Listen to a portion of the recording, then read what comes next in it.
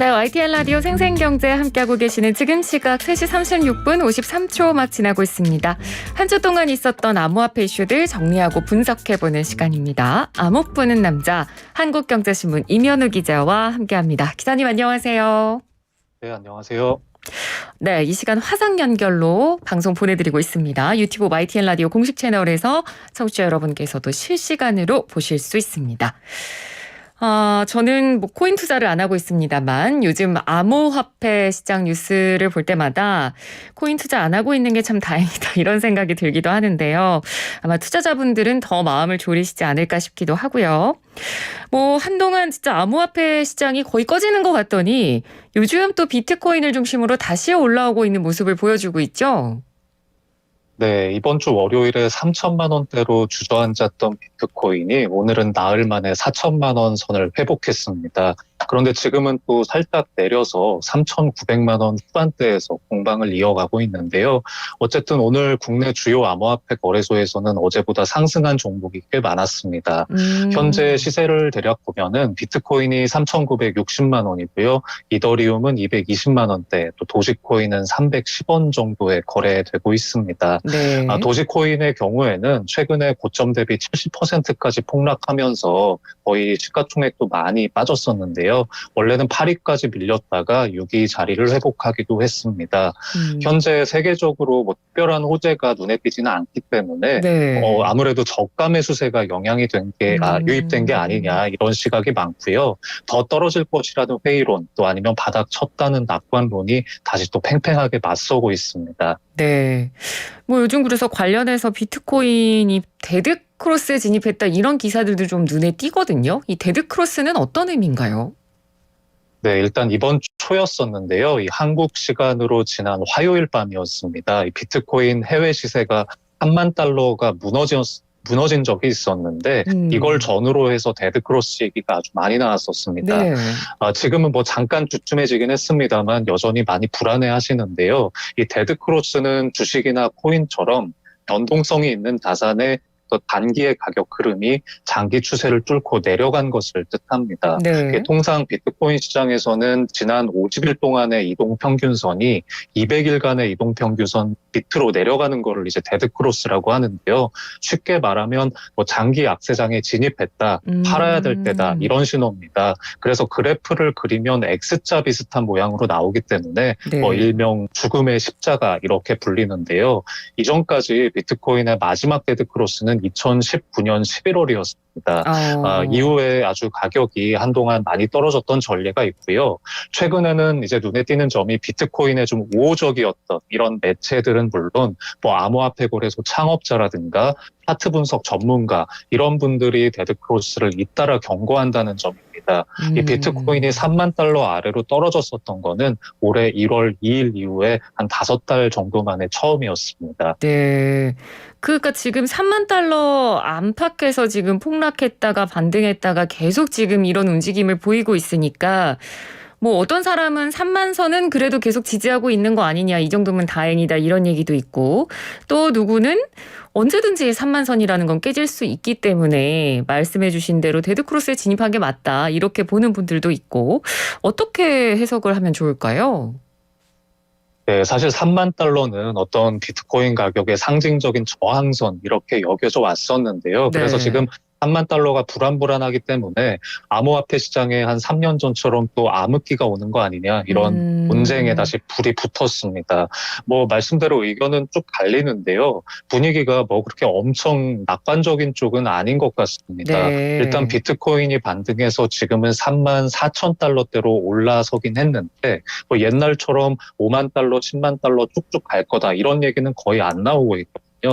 또 앞서 전문가들이 그 비트코인 3만 달러 붕괴를 이제 얘기를 하면서 3만 달러가 깨지면 2만 달러까지 쭉 내려갈 거라는 예상도 굉장히 많았었습니다. 그 이유가 투자자들이 그 3만 달러에서 숏이라고 하죠. 이 매도 포지션을 많이 걸어놨다는 거거든요. 그렇군요. 그래서 이런 더 이렇게 연쇄적으로 하락할 수 있다고 예상을 했었는데, 다만 이제 현재는 급반등은 이제 저가 매수세 때문에 일단 좀 잦아든 상태인 것 같고요. 다만 그 암호화폐 전문 매체들의 분석을 보면 이 3만 달러가 일단 지지선이 된다. 됐는데 단기적으로 36,000달러 정도까지는 오를 것 같다. 뭐 이런 네. 예상이 나옵니다. 네. 다만 뭐 그 이상 올라갈 여력은 크지 않다고 보고 있고요. 이 아무래도 이런 거시경제 전반을 좀 보셔야 되겠지만 우리나라도 이제 연내 기준금리 인상하겠다고 한국은행이 네. 얘기를 하지 않았습니까? 네네. 그래서 이 투자자들 입장에서는 정리를 하면 이 최악의 시나리오였던 어떤 폭락의 도미노 이거는 좀 잠잠하지만 어떤 낙관하거나 안심해서는 안 되는 상황 이렇게 볼 수 있을 것 같습니다. 네, 그러니까 최악의 상황까지 가진 않겠지만 그렇다고 마냥 긍정적으로만 볼 수 없는 상황이 네, 지금이다. 이런 이야기를 해주신 거고요. 그리고 이번 주에 또 보니까 이 암호화폐 채굴장과 관련된 이슈들도 좀 많이 눈에 띄었습니다. 뭐 중국이나 이란 등지에 많았던 그런 채굴장이 미국 쪽으로 간다. 이런 얘기도 있던데요. 네, 뭐 많이 아시듯이 중국이 일단 중앙 정부 차원에서 비트코인 채굴을 엄격히 금지하기 시작했습니다. 네. 이 채굴 가능 용량을 기준으로 봤을 때 한 시설의 90% 정도가 문을 닫았다고 하고요. 좀 이란도 지금 9월 말까지 암호화폐 채굴을 전면 금지를 한 상태입니다. 이런 영향으로 비트코인 채굴기가 대거 미국으로 이동하는 중이라고 외신들이 보도를 했는데요. 네. 그동안 중국은 세계 비트코인 채굴량의 60에서 70%를 차지하는 어떤 최대 성지였습니다. 또 그 이유가 이 중국 서부의 경우에 전기료랑 인건비가 아주 싸기 때문에 이윤이 많이 남아서였습니다. 네. 그런데 최근 이제 새로운 장소로 떠오르는 곳이 미국의 텍사스인데요. 텍사스는 미국 안에서도 전기료가 아주 싼 곳으로 통하고요. 또 전력의 20% 정도가 풍력에서 나온다고 합니다. 이런 미국 재생 에너지 산업의 메카로 통하고 있는데 이런 점을 볼 때 미국이 새로운 어떤 채굴 메카로 떠오를 수 있지 않겠냐 이런 얘기가 나오고 있습니다. 그러니까 이게 그냥 설인 건가요? 아니면 실제로 미국으로 채굴장들이 이동하고 있다는 어떤 객관적인 근거가 뭐가 보여진 게 있는 건가요? 네. 최근에 이제 그 중국에서 채굴 업체들이 공장을 많이 닫고 있는데 이 네. 공장을 닫아도 채굴기는 남지 않습니까? 그렇죠. 그런데 이 현지 물류회사들이 수백 상자, 수백 톤 이런 규모로 채굴기를 비행기에 실어서 어떤 미국으로 공수하는 모습들이 보여지고 있습니다. 그리고 또 지금 그 미국은 어떤 중국이나 이란이랑 그 정치 체제도 좀 다르잖아요. 네. 그래서 이런 채굴에 대한 금지나 엄격한 규제가 없는 상태고 또 주에 따라서는 오히려 장려하는 것도 있습니다. 지금 아까 말씀드렸던 텍사스 주지사가 비트코인 옹호론자라고 하는데 또 이 텍사스뿐만 아니라 다른 도시에서도 관심을 보이고 있습니다. 네. 얼마 전에 뭐 비트코인 페스티벌 같은 게 열렸던 마이애미 같은 경우는요, 원자력 에너지가 풍부하기 때문에 또 우리를 채굴의 허브로 삼겠다 이런 비전을 밝히는 등등 여러 가지 움직임이 나타나고 있습니다. 비트코인 페스티벌이 있다는 얘기는 저도 처음 들었네요. 네. 자, 근데 이렇게 만약에 뭐 중국이나 이란을 떠난 이런 채굴업자들이 미국의 채굴에 만약에 뿌리를 내린다고 하면 뭐 아까 완전히 폭락은 아니지만 그렇게 낙관적인 상황도 아니라고 했던 이 비트코인 시장 자체가 어떻게 보면 미국에서 잘 안착되면 다시 회복할 수 있는 가능성이 새로 열리는 거 아닌가요? 네, 뭐 여러 가지 전망이 나오는데요. 일단 네. 기존에 워낙 중국이 채굴 시장을 거의 독점하다시피 했기 때문에 네. 이것이 적절하게 다른 지역별로 분산되는 게 어떤 장기적으로 봤을 때 나쁘지만은 않다 이런 시각들이 있고요. 또 아까 말씀드렸던 대로 풍력 뭐 이런 그 재생 그 가능한 에너지들이 있지 않습니까? 네. 이런 것들을 통해서 비트코인 채굴이 더 많이 이뤄질 경우에는 더 많은 투자자들한테 호감을 줄 수도 있고요. 또 최근에 환경 문제와 연관된 이런 논쟁에서 상대적으로 좀 자유로워지는 효과도 있기 때문에 이게 지역의 움직임이 또 그 가격이나 어떤 비트코인의 평판에 대해서도 어느 정도는 영향을 줄 수 있을 것 같습니다. 네. 정말 뭐 암호화폐 관련 이슈를 저희가 매주 일주일에 한 번씩 하는데도 매번 이렇게 상황이 한치 앞을 판단하기가 어려운 상황이 계속되고 있는데요. 자, 이런 가운데 새로운 화폐가 또 부상을 하고 있습니다. 아마 경제나 투자 쪽에 관심이 좀 있다 하시는 분들은 아마 많이 들어보셨을 것 같기도 한데요. NFT라는 게 새로 요즘 등장한 것 같더라고요. 어떤 건가요?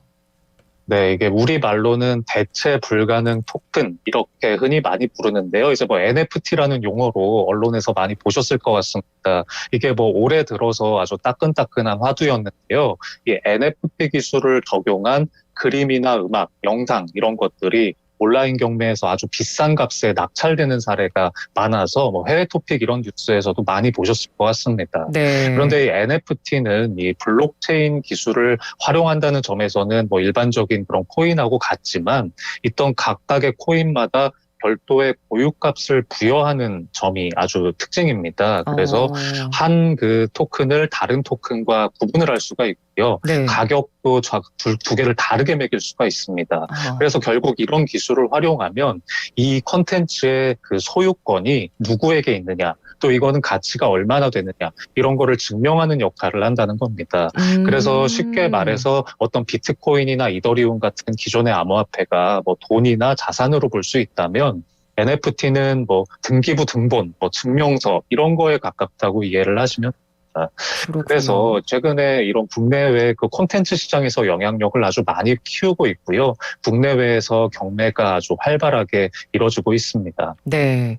아니 그리고 또 뭐 요즘 이 대체 불가능 토큰 사업에 그 이세돌 기사도 뭐 가세를 했다더라. 그리고 이제 다들 아시는 타코스타 유승민 씨도 이쪽 사업에 뛰어들었더라. 뭐 이런 기사들이 나면서 아마 일반 대중들이 더 관심을 많이 갖고 지켜보는 것 같더라고요.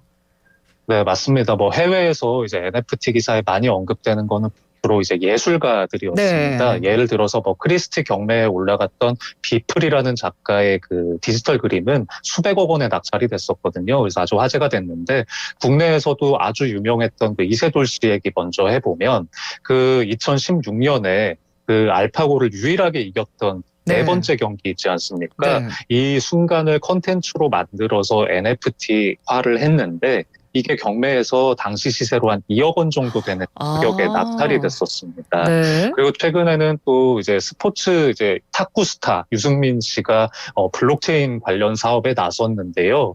이 스포츠 역사에 의미 있는 순간들을 발굴해서 NFT 콘텐츠로 만들고 이 수익금은 운동선수들에게 돌려주겠다 이런 사업 구상을 밝혔더라고요. 네. 그래서 이런 대중들에게 되게 눈에 띄는 이색적인 사례가 나오면서 이런 NFT에 대한 관심이 높아지고 있는데 이 특히나 이제 미디어 업계에서도 비슷한 시도가 많습니다. 뭐 뉴욕타임스나 AP통신도 소장 가치 있는 칼럼 같은 것들을 NFT로 발행하고 있고요. 이 분야를 막론하고 여러 분야 사람들의 관심을 받고 있다. 이런 점을 엿볼 수 있을 것 같습니다. 네. 그러니까 암호화폐는 말 그대로 이제 뭐 아직까지 화폐 가치를 인정받은 건 아니지만 화폐처럼 주고받을 수 있다라는 기능이 있는 거고 대체 불가능한 토큰 NFT라는 건 희소성을 가지고 있는 디지털 자산 이렇게 저희가 이해를 하면 될 것 같은데 우리가 뭐 최근 몇 년 동안 진짜 그 가상자산이라는 말이 정말 인기를 많이 얻었고 많은 분들의 관심을 받고 있잖아요.